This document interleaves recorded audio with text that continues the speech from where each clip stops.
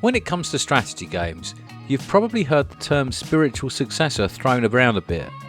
There is no strict dictionary definition of the term, but it's generally used to describe an unofficial sequel to a game, normally involving some of the initial creators or perhaps just some devoted fans. It seems to be a term that's becoming more and more common these days, and it's quite easy to see why. So many franchises that were at the foundation of the genre have run into hard times, and their fall from grace has left the rights to the property in the hands of a company that no longer wishes to continue the series.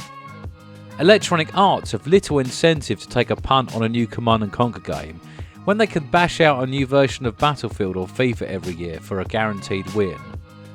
Not strategy, but the reason we got Bioshock instead of System Shock 3 is that the second System Shock was a commercial failure, and Electronic Arts didn't want to attach that name to a new game. The problem with the spiritual successor label is that it's unofficial in its own right. Anyone can claim to be the spiritual successor to a previous game, and when it happens too often it risks devaluating the entire concept. Long-term fans of RTS will remember Total Annihilation very fondly, and rightly so. It was different enough, and good enough, to stand out as one of the true titans of the genre. It had no supply limit or unit cap, so gigantic battles were very much the order of the day. And it wasn't just big, it was varied too, with over 200 types of units and buildings at your disposal. And the developers had an online service called Boneyard, I think, where they'd actually release new units for you to download periodically. This was back in 97-98, which was pretty impressive. Your epic battles to end all epic battles would be accompanied by one of the best soundtracks that's ever been featured in a video game. I know. People sometimes use the word best far too often, but in this case I really mean it. After this video, go and look up the Total Annihilation soundtrack on YouTube and tell me that it isn't something that sounds like it was created by one of the great classical masters. It was recorded by the 95-piece Northwest Sinfonia Orchestra and composed by Jeremy Soule. If you've not heard of him, he did the music for well over 50 games, including Icewind Dale, KOTOR, Dawn of War, Company of Heroes, Morrowind and Skyrim too. Unfortunately, I don't think any new games will be blessed with his talents in the near future. He's been under the radar since some rather serious allegations emerged around 2019.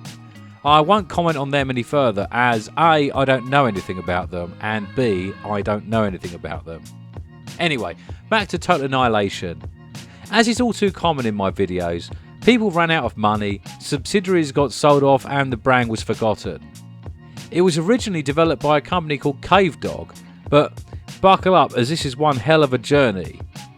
Cavedog were owned by Humongous Entertainment, who got bought by GT Interactive. Later, Infogrames purchased GT Interactive and by extension Humongous and Cavedog. Infogrames now had the rights, however, Humongous disbanded Cavedog and went back to focusing on educational games as they had done quite well from them in the past.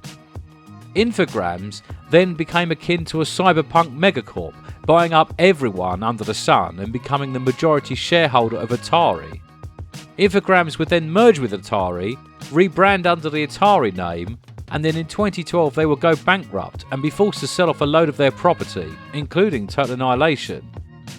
This landed in the laps of Wargaming.net of World of Tanks fame, who probably bought it because they owned Gas Power Games, a studio headed by Chris Taylor, one of the original creators of Total Annihilation. However, the studio was closed in 2018, so nothing ever came of this, so we never got a proper sci-fi sequel to the original Total Annihilation. What we did have is spiritual successors. First we had Supreme Commander and then Supreme Commander 2, entries that I think are worthy of the successor title. Both games managed to identify the key elements of TA and follow them through to their natural conclusions, creating massive battles over a huge landscape. The clever implementation of the zoom control really allowed you to manage conflict on a massive scale, and Jeremy Soule came back to create another excellent orchestral score.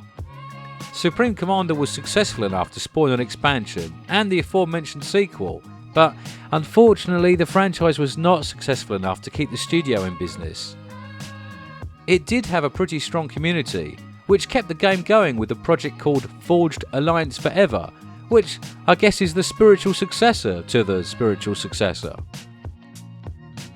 The next contender was Planetary Annihilation, which expanded the theme even further and allowed you to conquer not just the world, but a whole solar system too. I was initially impressed by the scale and the implementation, but I found the scope of the multiplayer a little too much for me to handle, and I soon found myself going back to games with a more manageable scale. Planetary Annihilation went on to have an expansion a year later and enjoyed regular support for many years. After the original developers lost interest, the entire project would be bought by a team consisting of some of the original creators and community members, who would continue to run it for a number of years after. This wasn't some half-hearted effort consisting of the occasional patch, but continuous love, including hotfixes, major game updates, as well as curated tournaments and ranked play.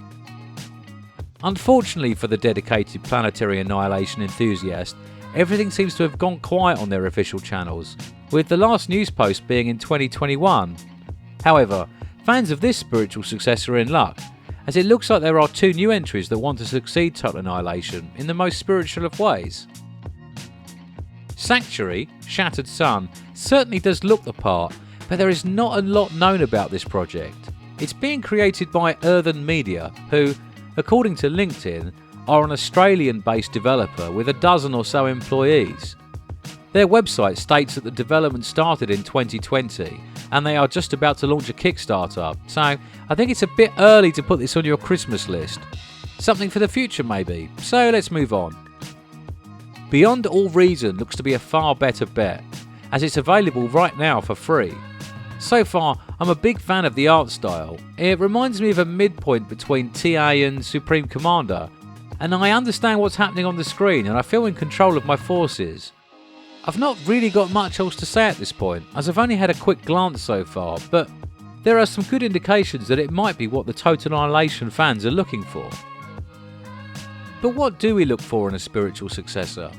We can't expect a continuation of the original story, or anything of the characters or the units we remember. The lawyers would be all over you faster than you could say Battletech. I think what we want is a game that reminds us of the original, not just in mechanics and scale but also thematically, and we want to feel like we recognise the art style and sound design. Let's say that we wanted to make the non-copyright infringing successor to Command & Conquer. What would we include? Well, in my book, we would want some clearly defined and over-the-top factions, packed with stereotypical villains and heroes in a struggle to secure power in a near or alternate future, with a healthy dose of sci-fi elements. There should be rocketmen, riflemen, tanks and buggies, and little dudes running around throwing grenades at people. And we will want to produce them from structures that we build with our command vehicle. It might be a bit tacky to add something like Tiberium with a new name, but then again, we'll need something for our harvesters to gather, so maybe they should. And they did. Enter Tempest Rising, an upcoming title from Slipgate Ironworks and 2B Games, published by 3D Realms and THQ Nordic. What's very pleasing for me is that they have included a free playable demo, just like Command & Conquer did. I don't mean a closed alpha, an open beta, a weekend stress test or early access or any of that usual rubbish we get these days, but a proper old school playable demo that includes some opening cutscenes and the first mission in each of the 2 campaigns. I have a lot of respect for studios that do this, and I think it's a great way to market your game, and I think it shows that you have faith in your product. The Tempest Rising demo opens with the fallout of a nuclear war. We hear clips of news reports and see images of some sort of ancient-like alien structure beneath the Earth. We're teased about something strange that's happened to the world, and some future soldiers follow a scientist around before everyone is suddenly engaged in a gunfight. After a short while we land on the menu, we click campaign, and we are presented with GDF and the Tempest Dynasty, our GDI and NOD substitutes for this reimagining. General Fisher gives us an introductory speech that gives me some of the XCOM 2 vibes, and then we're able to ask him a few additional questions, or, if we don't care, skip onto our briefing. We see some extra options on the next page: Doctrine, Commissary and Armory, which I'm guessing will add some future strategic options to our campaign. None of these are yet available, so we click our deploy button and are presented with some fancy map graphics that are very reminiscent of C&C. Our first mission cutscene kicks in, where some more future soldiers examine a harvesting operation, and then into the mission we go. The interface is clear and uncluttered, and everything is roughly where we'd expect to find it. We take our soldiers down the road and get to kill a couple of baddies. Nothing fancy, but the controls are self-explanatory. Everything looks nice and the weapon sounds are good. The infantry even go prone when they start to take damage, and I can shoot some explosive barrels to take out an enemy that's too strong for me. Both nice callbacks to C&C and Red Alert. I'm then introduced to my first new unit, the drone operator. This appears to operate as a general purpose combat unit, but I can also detach the drone from the operator to do some forward scouting, a new and useful feature. The next few minutes unfold in the usual fashion. I advance my troops, kill a few enemies, and I'm given some occasional reinforcements. And then I'm introduced to a new mechanic. I've got some buggies, you see, and I can switch their weapon mode to something called marking rounds. Instead of damage, these projectiles mark an enemy unit, and then when that unit dies, I get some intel that my other units can use to spend on special abilities. This is very helpful, as my medic can now use the intel to spawn a healing turret to quickly top up my grenadiers that took a bit of a pasting earlier on in the fight. After busting up a few more bad guys, I'm given a mobile construction vehicle, which I immediately deploy, and within minutes I've got a base up and running.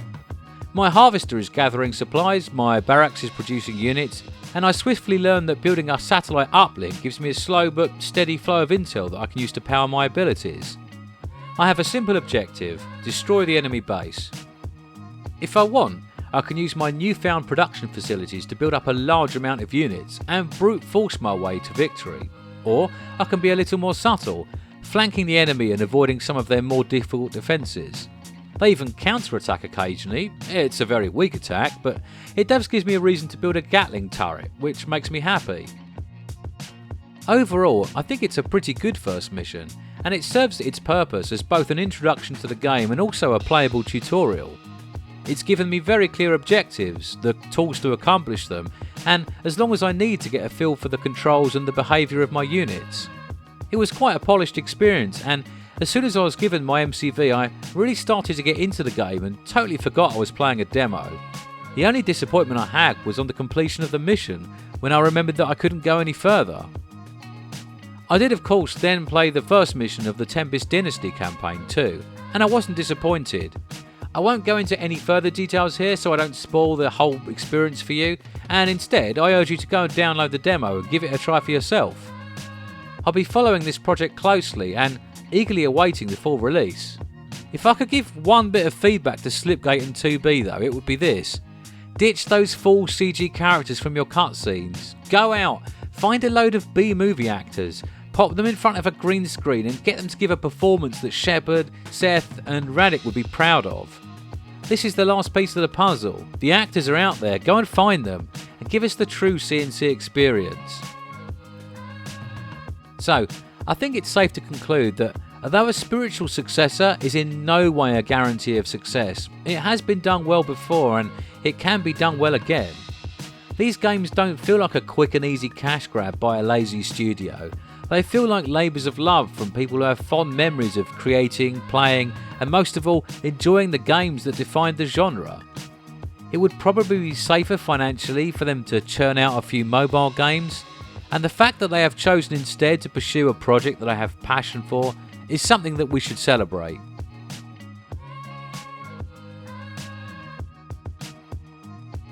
Hi, I'm Calvin.